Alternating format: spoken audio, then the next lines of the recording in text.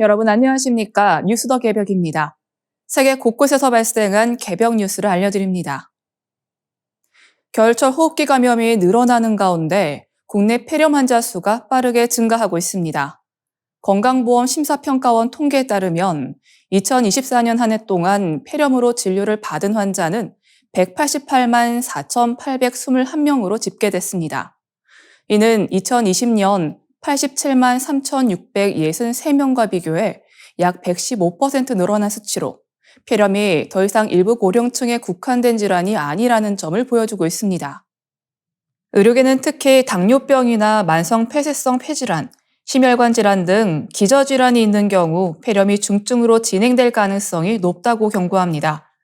폐렴은 세균과 바이러스, 곰팡이 등에 의해 폐에 염증이 생기는 질환으로 국내 사망 원인 상위권에 오를 만큼 위험도가 높은 감염병입니다. 기온이 급격히 떨어지는 겨울철에는 면역력이 약해지고 호흡기 방어 기능이 떨어지면서 발병과 악화 위험이 더욱 커집니다. 초기 증상은 기침과 가래, 근육통 등으로 감기나 독감과 유사해 방치되기 쉽습니다. 그러나 38도 이상의 고열이 반복되거나 누런 가래, 가슴 통증, 호흡곤란이 동반된다면 폐렴 가능성을 의심해야 합니다. 치료 시기를 놓치면 폐 기능 저하를 넘어 전신 합병증으로 이어질 수 있어 조기 진단이 무엇보다 중요합니다. 기저질환자에게 폐렴은 단순한 호흡기 질환에 그치지 않습니다. 당뇨병 환자는 면역세포 기능이 떨어져 감염 위험이 크게 높아지고 회복 기간도 길어지는 경향이 있습니다.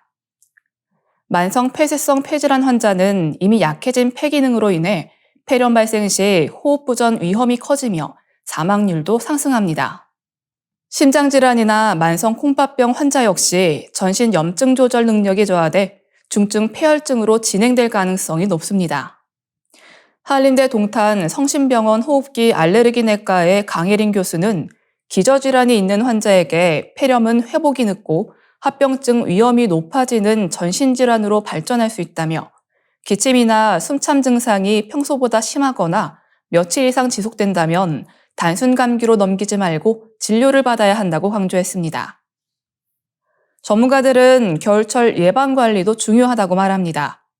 외출 후 손 씻기와 마스크 착용 같은 기본적인 위생수칙을 지키고 개인의 건강 상태에 맞춰 독감 백신과 폐렴 구균 백신 접종 여부를 의료진과 상담하는 것이 도움이 될 수 있습니다. 폐렴은 빠른 대응이 예후를 좌우하는 만큼 특히 기저질환이 있는 경우 증상 변화에 각별한 주의가 필요하다는 지적입니다. 필리핀 중부 세부에서 발생한 대규모 쓰레기 매립지 붕괴 사고의 인명피해가 계속 늘고 있습니다.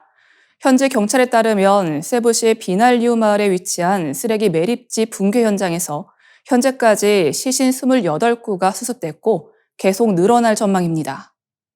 이번 사고는 지난 1월 8일 약 20층 높이로 쌓인 거대한 쓰레기 더미가 한꺼번에 무너지면서 발생했습니다. 당시 현장 인부와 인근 주민 등 50여 명이 매몰됐고 이후 구조 작업이 이어지고 있지만 유독가스가 발생하는 불안정한 쓰레기층과 추가 붕괴 위험 탓에 수색은 매우 더디게 진행되고 있습니다. 세부시 당국은 300여 명의 인력과 대형 크레인을 투입해 조심스럽게 잔해를 제거하고 있습니다. 사고가 발생한 매립지는 주거지역과 인접해 오랫동안 악취와 수질 오염, 교통체증 문제로 민원이 끊이지 않던 곳입니다. 특히 산사태 위험이 큰 지형에 위치해 있었음에도 쓰레기가 처리 없이 계속 쌓이며 사실상 거대한 쓰레기 산으로 방치되어 왔다는 점에서 관리 부실에 따른 인재라는 비판이 거세지고 있습니다. 세부시 시의원 조엘 가르가네라는 붕괴한 쓰레기 더미의 높이 자체가 이미 명백한 위험 신호였다고 지적했습니다. 이번 사고는 2000년 200명 이상 숨진 마닐라 인근에서 발생한 파야타스 쓰레기산 붕괴 참사 이후 제정된 생태적 고형 폐기물 관리법을 정면으로 위반했다는 지적도 받고 있습니다. 해당 법은 노천 매립과 혼합 폐기물 매립을 금지하고 있지만 이 시설은 위생적 매립 기능을 사실상 상실한 상태였습니다. 그럼에도 불구하고 제재 권한이 중앙정부에 집중돼 있어 지방정부 차원의 실질적 조치는 이뤄지지 못했습니다.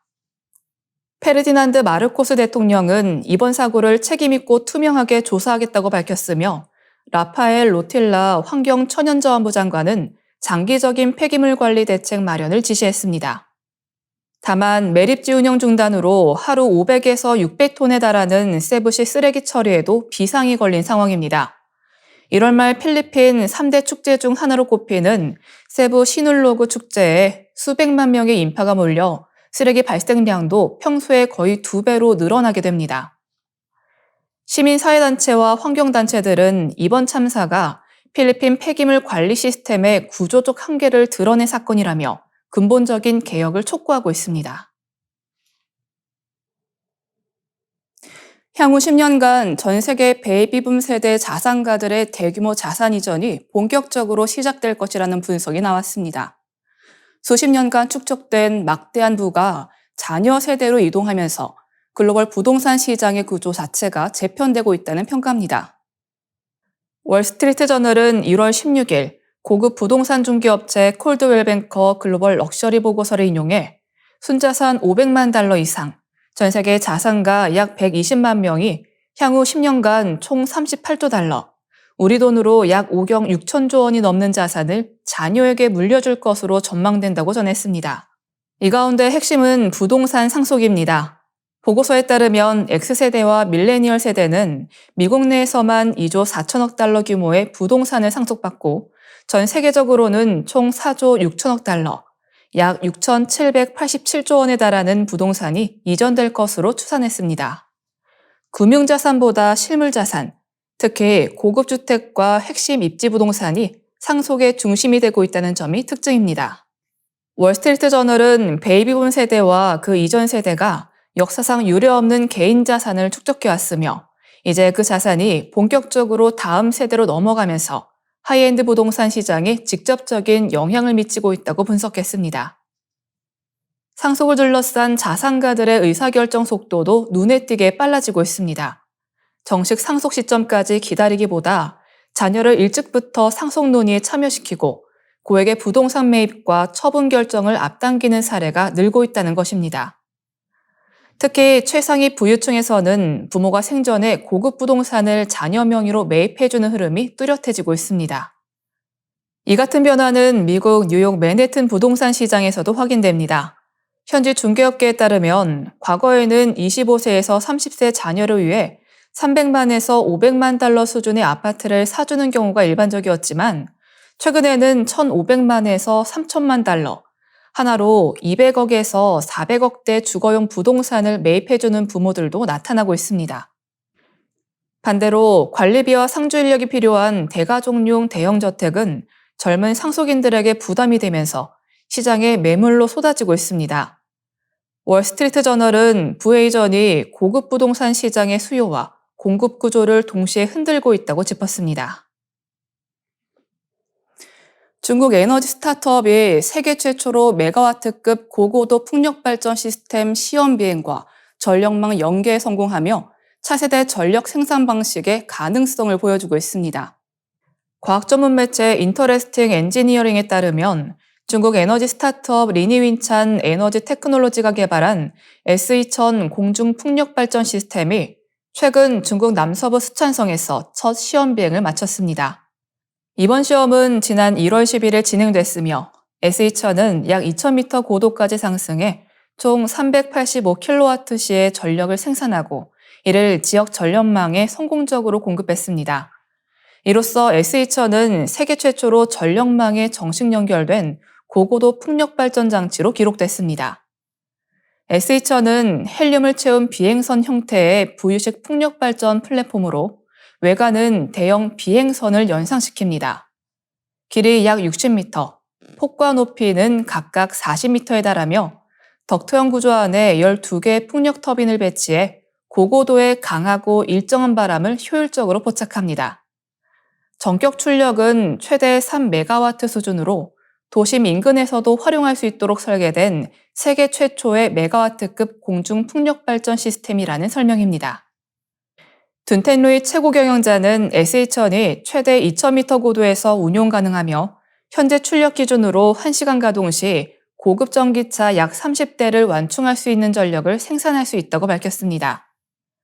실제 시험 비행에서도 약 30분 만에 목표 고도에 도달한 뒤 발전 장비를 가동한 상태로 안정적인 비행을 유지했습니다.